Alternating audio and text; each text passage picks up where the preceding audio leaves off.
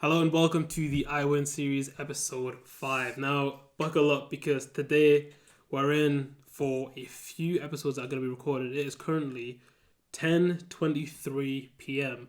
and honestly, I'm just in the mood to record, man. I know it's been a little while since we've been uploading. There's been quite a few things going on in the business, which meant that it's been difficult to stay consistent with this. However, times are changing. I really miss doing this series, and the value that it provides me in terms of mental clarity has been it's been greatly missed. So I've got a few questions. I've actually just got 4 things that I'm going to be going through, and they're going to be 4 separate episodes. Okay, so today we're just going to be focusing in on one particular thing, and this is front of mind right now. So the first thing is, what should you do when a customer doesn't pay? The truth is, this has been the second time we've had a customer not pay, and it's been a roller coaster of emotions. The first thing is, when it comes to a customer not paying for the service, you've got to take a step back and you've got to not make any assumptions. That's the first thing that is so important. Okay, it's really easy to just get into the mindset of, oh, the reason why a customer hasn't paid me is because they don't like me, they don't like my service, there's a problem with this, there's a problem with that, whatever, right? Stop making assumptions. If your customer hasn't paid you, take a step back and ask yourself a few simple questions. Firstly, does your customer know that you were meant to be paid at that time? Okay. Secondly, how do you know it's not just a bank issue? How do you know it's not like they just didn't have money in the account issue, right? If a payment bounces, and I've got to say thank you very much to Sharina. I had a meeting with her after we had a payment failed. And by the way, this is for a high ticket client. It's worth a couple grand, and payment didn't go through. So we were like, okay, what's the situation? I talked to Sharina about it. Genuinely so helpful. She does property. She's had it with tenants in the past where payments have bounced, and she said, okay, all you need to do is just send a message saying, hey, just to let you know, we haven't received your latest payment, and please let me know when you have made payment, right? Something really simple, something along those lines, okay? Start with that, right? Because sometimes it's just an issue that people don't know that they're meant to pay. Once you've done that, then you can start to understand what's going on. So some people might say, so I'll give you the situation for us. And this is quite interesting. I was not expecting this at all.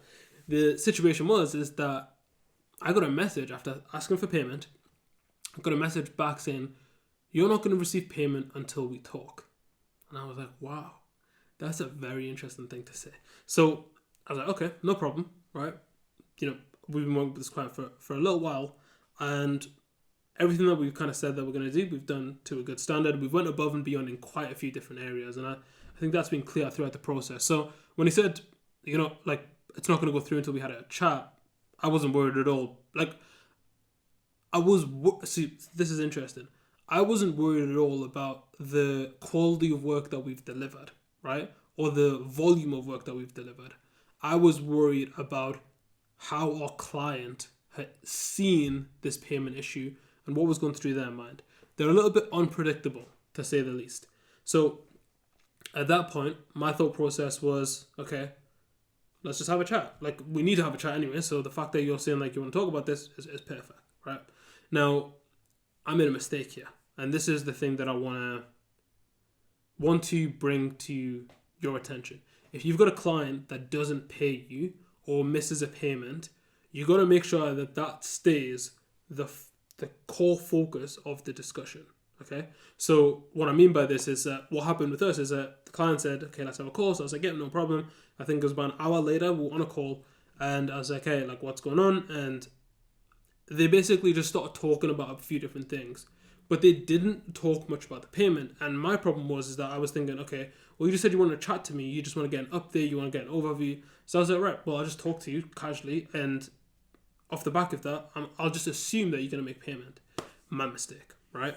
And what happened is we had the chat and they didn't make payment. So off the back of this has just been this back and forth discussion over text, like, oh, like, what's going on? Like, are we on the same page? Do you want to continue moving forward? And it's just been very bitty, unpleasant, and just a pain, to be honest, for both of us, right? Because I'm sure my client really wants to get moving with stuff, and I'm sure we want to get paid for the stuff that we're doing. So it's just a bit of a no man's land. No one really wants to be here.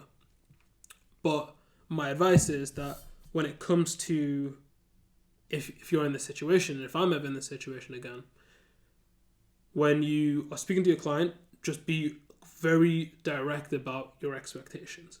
Okay? So say like, hey, notice that we didn't get payment. I know you wanted to have a chat about it. What is it that you'd like to chat about? And what is it that's currently preventing the payment from going through?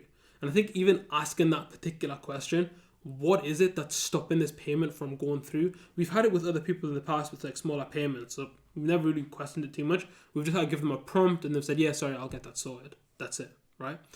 So with this person, like, or the way that I'm handling the situations moving forward is that just being really direct about, hey, just wanted to ask, like, what is it that's currently stopping the payment from going through?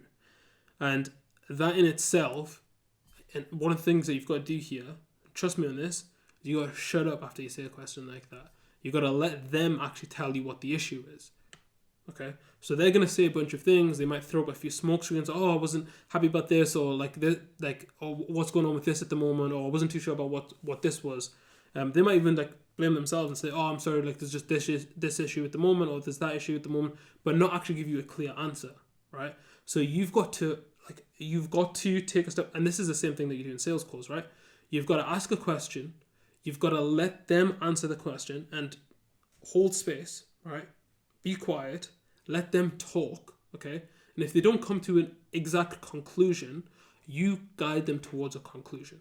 So, for example, let's say we're speaking to a client and they say, hey, sorry, the payment hasn't been made. We've had some troubles on my end with like the finance issues. Also, I was a little bit unsure about what's going on with here. Like, and there's a couple of the questions I've got about some of the stuff. You've got to stop.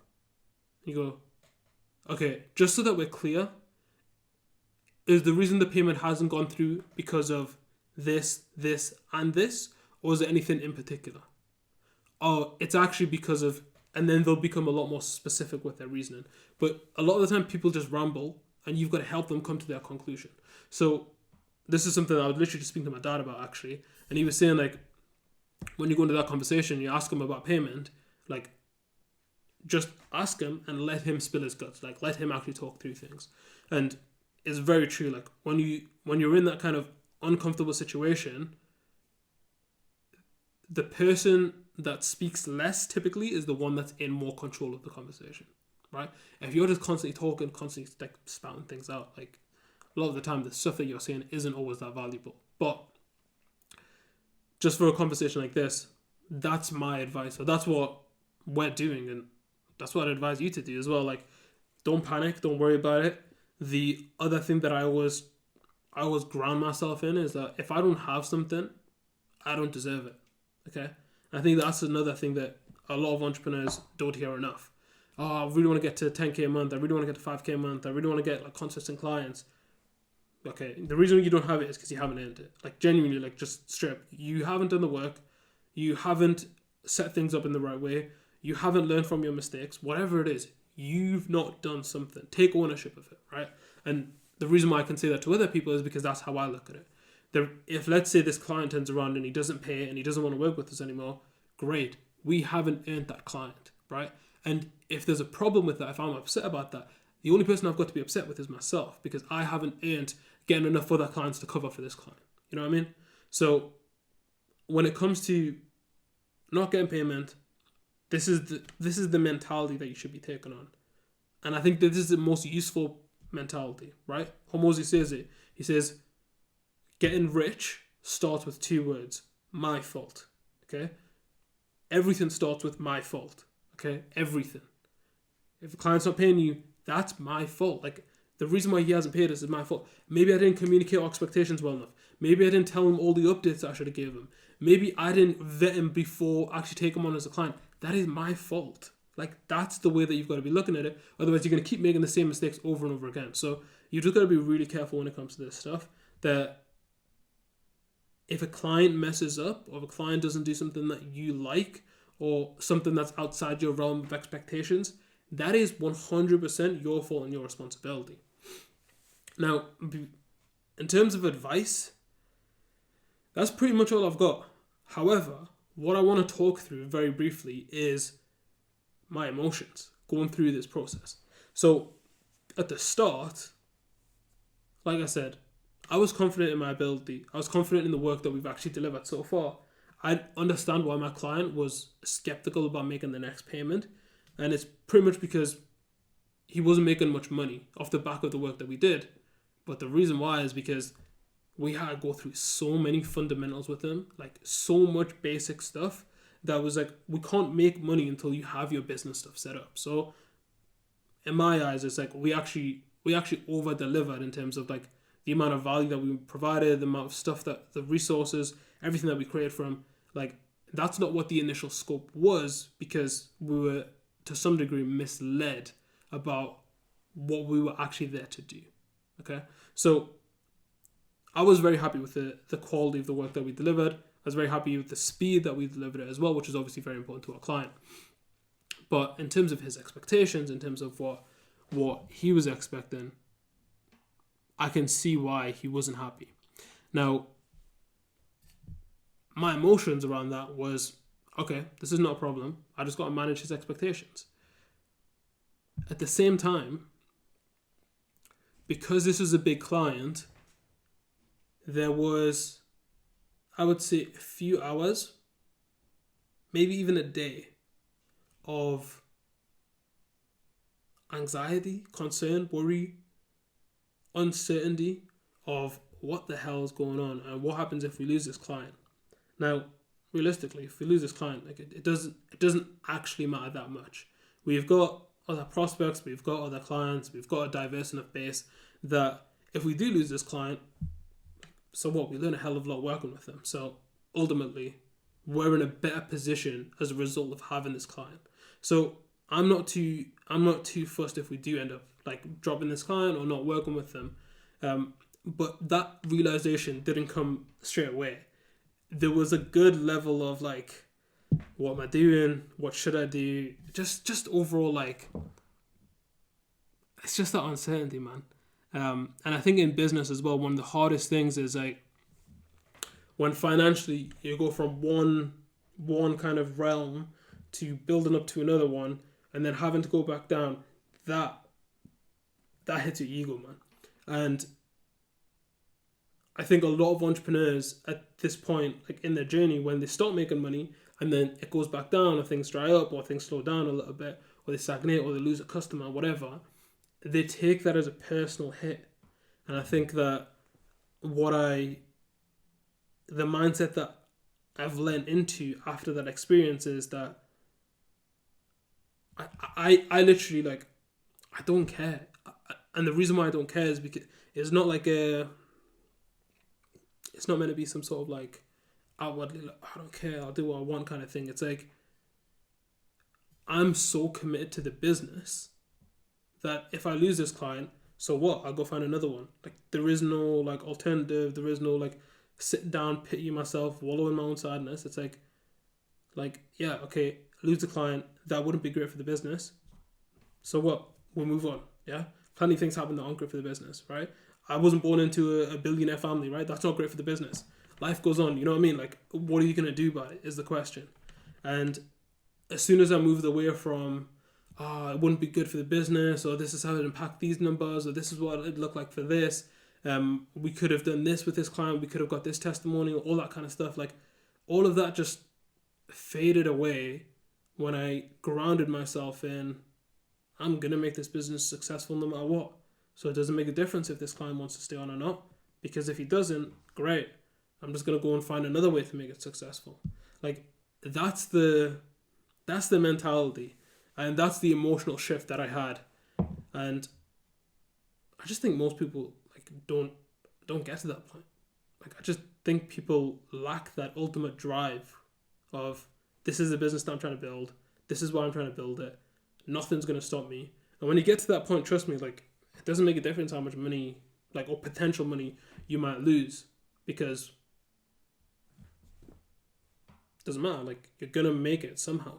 Like you're going to make it somehow.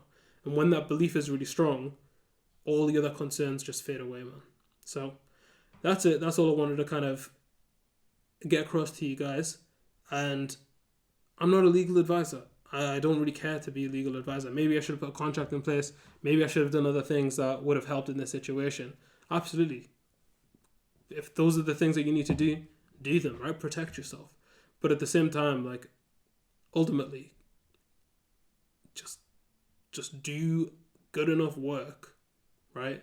Become undeniably good. And you're not going to worry much at all about whether or not a client is paying you for this stuff. Like, obviously, just do diligence. If it's big packages, big things like that, then, get the right stuff in place. I will say as well, like, this client not paying us, it's not this client hasn't paid us for the work that we've done. This client hasn't paid us for the work he would like us to do, right? So I'll take a minute or 2 minutes to just go into this. So all the work that we've done for this client so far has been paid for, right? We're now at the point where he needs to pay a second installment for the work that we're doing. And if he doesn't pay the second installment, we just walk away, right? Like, we've done the things that we said we were going to do. Great. Let's just shake hands and get on with our lives. I would never be doing work for someone on the hope that they're going to pay me in the future, unless there was a contract in place, or unless I've been speaking to that person day in, day out for bloody years, right? Because realistically, you just don't know what the hell's going to happen. So I would very, very much avoid like making agreements where someone's going to pay you in the future. Realistically, someone should be paying you 7 days ahead of when you're actually going to start the work. Like, that's like just a general rule of thumb. As a business owner, you need to know that, yeah, okay, I'm going to be shifting my schedule. I'm going to be assigning my time to focus on this. And what some people get confused with is, and the reason why some people don't pay too much attention about getting paid in advance is because they don't realize that everything has an opportunity cost. So let me be specific about this. If I decide to take on a new high-ticket client next month and they want a lot of work done, I am then also neglecting all other work. I also need to shift my pipeline to say, okay, well, these leads that are there and potentially warm and ready to pay me, I'm not going to be attending to them. So as a result, I need to make sure that I've actually got this locked in. So I need payment in advance so that I can start to shift my schedule, start to shift my focus to make sure that when it's time to do the work, the business is ready to actually do the work rather than just being like, oh, like maybe they'll pay us. No, it just won't work like that. Okay. So especially as you start to grow, if you're like a small business and you're starting to get more contracts and you're starting to get more like business, 100%, you got to think about how do I make sure that people are paying me in advance, right? Not the day that I'm going to actually start doing the work. You want people to pay you before you start doing the work. Yeah. Now, just the way that you could do that as well is that, let's say you're going to do like some sort of coaching program. You'll be like, hey, like, require payment, and people want something as soon as they pay to make them feel good. So what we do is like, we'll say like, hey, okay, we'll have a kickoff call, right? That kickoff call could be like a 50-minute call or something like that. That's not the actual work, right? But it just makes them feel like, okay, there's some movement going, like they're starting to build the things out, they're starting to move towards the things that we want. And then from there, you can actually start the week after and be like, okay, well, we're just going to have a quick kickoff call. And then after that, we're actually going to start the body of the work coming from next week onwards. Yeah. Hopefully that just gives you guys some advice, some insights into our experiences so far. I'm excited to talk about a few other questions. So if you're at the point where you're fairly early in your stage as an entrepreneur, you want to hear what our experiences are. Hopefully you can tell from this podcast, this series, I try to just give advice as plain and simple as possible. Don't try to beat around the bush. Don't try to sugarcoat anything. Just be straight up, because I know for a fact that as an entrepreneur, I prefer it when people are just direct with me and just tell me how it is instead of telling me what I want to hear. So hopefully this is useful for you guys, and I will see you guys on another episode. Peace.